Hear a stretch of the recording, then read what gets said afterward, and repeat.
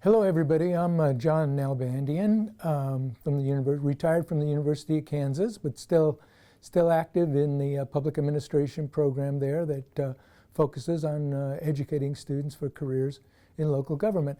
I'm going to talk to you for just a few minutes today about something about community and model citizens, and also a metaphor of the cups.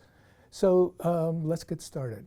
How many of you use the word community when you're describing the place that you live or work? Yeah, probably almost all of you, if not all of you, use that term. And when you do it, it implies something for me. It says to me, you have people living in your community, quote unquote, that I would consider model citizens. And what is a model citizen?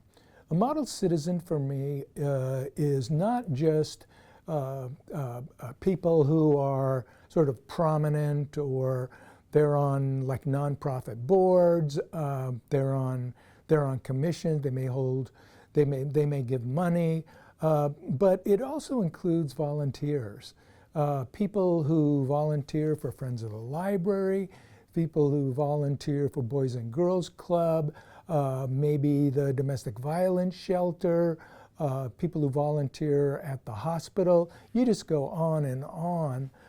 When you're an elected official like I was, you hear about, you meet these people all the time, and it actually gives you great pride in the community that you serve. So for me, a model citizen is a person who realizes that the quality of their life depends on more than what they can do for themselves, by themselves, and what they can do for their family in an isolated sense. It's more this sort of common phrase, it takes a village to raise a child. So let's assume that we have model citizens gathered, and we ask them, why do you do what you do? Well, they think about that for a minute, then we get all kinds of responses. But there's one response that I want to focus on, and that's the response, I want to give something back to my community. Whoa, that's kind of interesting to me.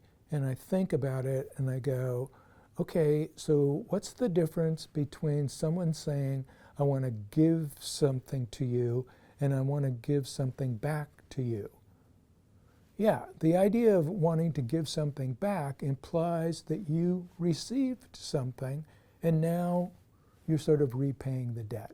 So the question is, what did these people receive from their life in this community that led them to believe they wanted to give something back?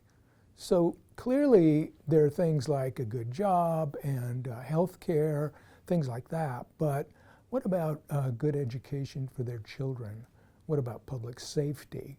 What about streets that get plowed when it snows? What about streets that don't have potholes so cyclists can ride on them? What about parks and rec and trails and programs? And what about a public library that just sort of gathers people for different events? What about clean water? What about wastewater that doesn't contaminates into the river? What about a stormwater system that doesn't flood the streets? Yeah, you know, all the things that you as public servants do contribute to this sense of the quality of a person's life. So here's now the metaphor of the cups. In my view, everybody is walking around with a cup. This cup contains the quality of their life.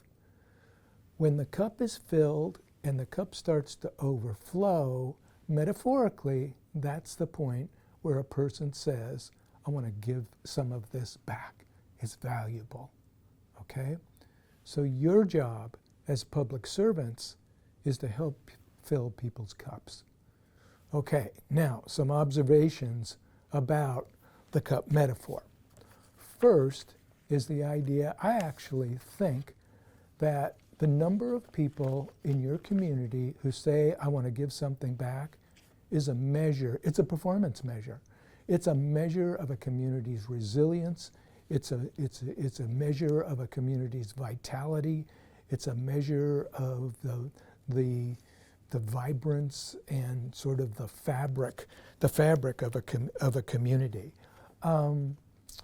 Also, we can talk about the more cups that are filled, the more that we can think of citizens working from a mental picture that can focus on aspirations. So think about it. I mean, if a person's cup is not filled, can you actually engage them in community aspirations? I don't think so. I think the most you can expect from a person whose cup is not filled or is marginally filled is compliance, a compliance mindset. What are the thoughts? First, no two cups are the same size. So some people are walking around with a cup the size of a thimble, and all it takes is a little bit and they're in, okay? They're ready to give something back.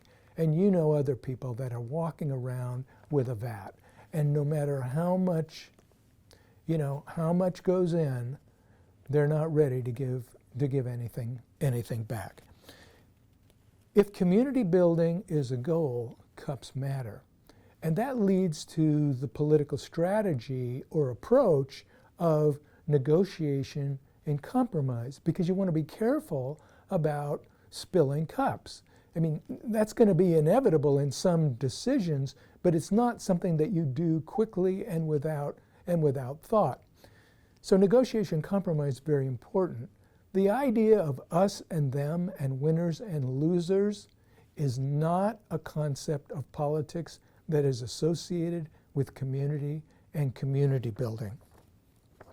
Okay, now a little humorous observation from my time on the city council here in Lawrence. First, if a council is faced with a tough decision, which basically means they're going to fill some people's cups, they're going to empty other people's cups, they're not really ready to do that, they're going to delay the decision. And you know the number one way of delaying a decision? That's right, asking staff for more information.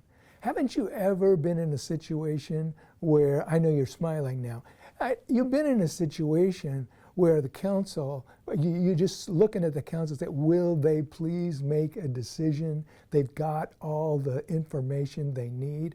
But think about the cups.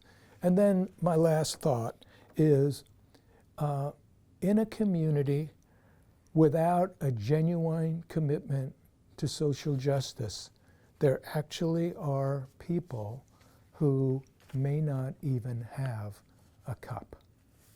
Now, to finish, what I'd like to do is I'd like to read you a poem. This poem is about the cups, and Melanie Gillies from the University of Virginia, the Weldon Cooper Center for Public Affairs, she wrote this after hearing me talk about the cups. I'm beginning to appreciate how tough it must be to be responsible for deciding public policy. What is acceptable politically while also administratively sustainable? Homegrown model citizens choose to actively express their gratitude, for their cups are overflowing to the point that they experience joy and satisfaction in giving back. Our jobs as public servants contributed to the quality of their lives and accumulated a debt they now recognize. Representation, individual rights, social equity, efficiency, the four conflicting values that underpin democracy. When no politically correct answer can be realized, the decision-making gravitates to negotiation and compromise. Recommendations based on cost and efficiency must be balanced by values and political viability. the right answer, no longer now, no longer obvious, if it empties cups. Thank you all very much.